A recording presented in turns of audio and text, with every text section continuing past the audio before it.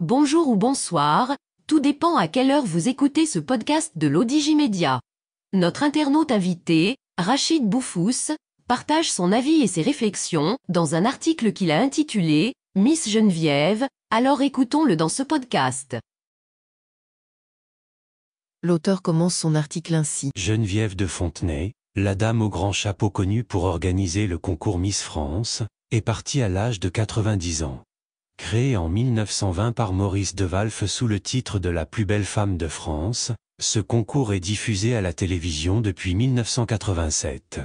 Le comité Miss France fondé par Guy Lévy en 1954 était une association présidée à partir de 1981 par Geneviève de Fontenay, qui organisait les concours régionaux et fournissait à la société Miss France les différentes participantes au concours national.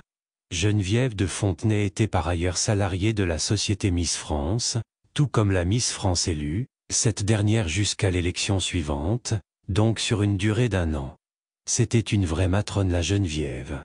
Les Miss Normandie et autres Miss Poitou ou Polynésie se suivaient, et se ressemblaient souvent toutes en beauté et en sveltesse sur les podiums, zioutées par des millions de critiques beauté féminine dans le monde francophone, mais Geneviève était toujours là, et semblait à la longue, immortelle.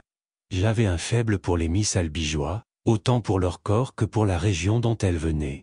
De vraies fermières, découpées, après, au couteau de la chirurgie esthétique, pour en faire des Miss présentables. Les Miss Univers ou Amérique latine c'était autre chose. De vraies déesses à la beauté vraiment universelle et dont Geneviève n'a jamais pu en détrôner une seule reine, faute de prétendantes françaises crédibles. Quelques Miss françaises ont fait un parcours après le concours, devenant des starlettes du petit écran. Une vraie beauté dont je me souviens très bien, Mareva Galanter. Castelbajac et Arthur ne s'y sont pas trompés en la prenant successivement pour compagne et épouse.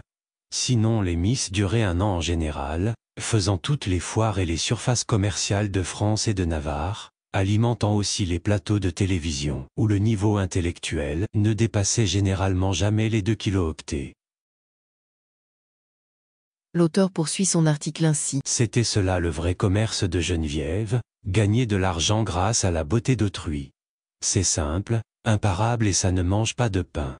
D'ailleurs, certaines Miss se plaignaient, après, de la radinerie de la vieille dame à l'immuable chapeau et au rouge à lèvres radioactif.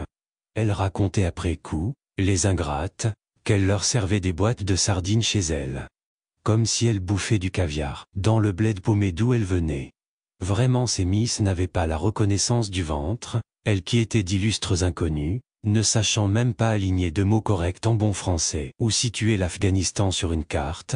Geneviève les prenait en charge, leur apprenait les bonnes manières et surtout comment se mettre en valeur ou se tenir à table. Oui, on utilise les couverts de l'extérieur vers l'intérieur au fil des plats et on ne mange pas le poisson avec un couteau à dessert. L'eau dans les grands verres et le vin dans les petits. On ne boit pas le sang de Jésus comme on le fait avec la liqueur de Dieu, bon sang. Geneviève faisait très vieille France avec son grand chapeau et sa voix rauque et un brin snob, à couper au scalpel. Elle véhiculait un discours que les 68 arts, qui la combattaient, disaient qu'ils sentaient la naphtaline et Brasillac, matinée de Céline. Une réac du 16e arrondissement quoi.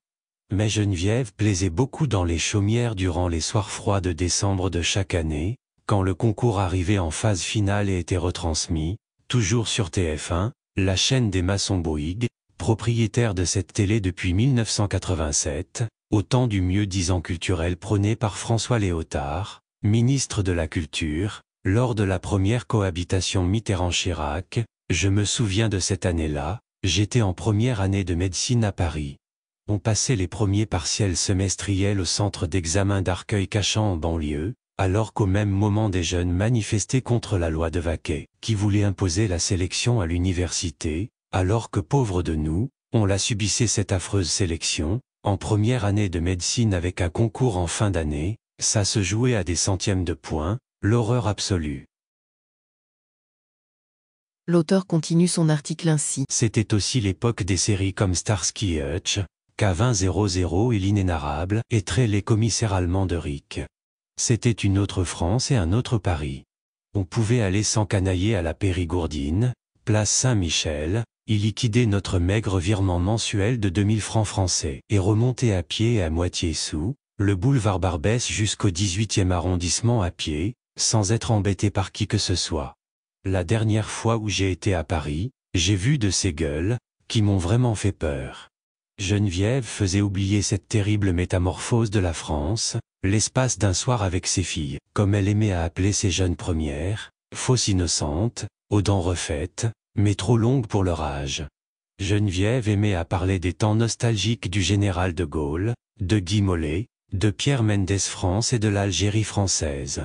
En ces temps, la France possédait un quart de la terre, faisait des bombes nucléaires dans le désert marocain de Reggane, tout en envoyant des lettres d'excuses au roi Mohamed V, histoire de calmer la colère des habitants des confins algéro-marocains, sans doute irradiés par ces essais.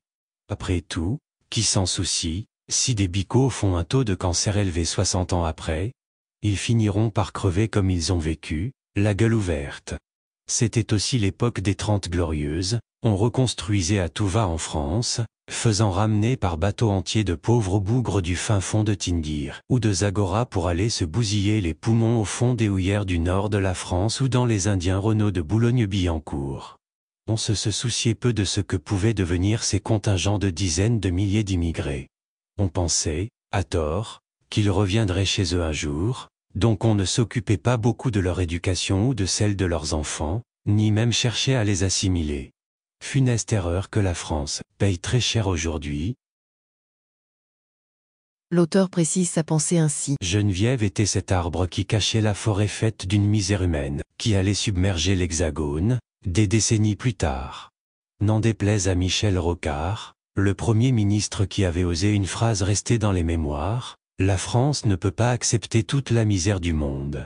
La France n'a pas eu le choix que d'accueillir finalement cette misère, qui l'a submergée, faisant éclore des ras-le-ballistes du type Zemmour ou Bolloré, pétri des œuvres de Camus, pas le grand Albert, mais le petit Renaud, qui voit dans ce déferlement sur la France de hordes de peuplades miséreuses venues de partout, le grand remplacement, tant craint par les Européens depuis la chute de Grenade, un certain 2 janvier 1492 et le début de la purification ethnique de l'Espagne, qui fut musulmane durant 7 siècles et redevenue chrétienne depuis lors, à Geneviève.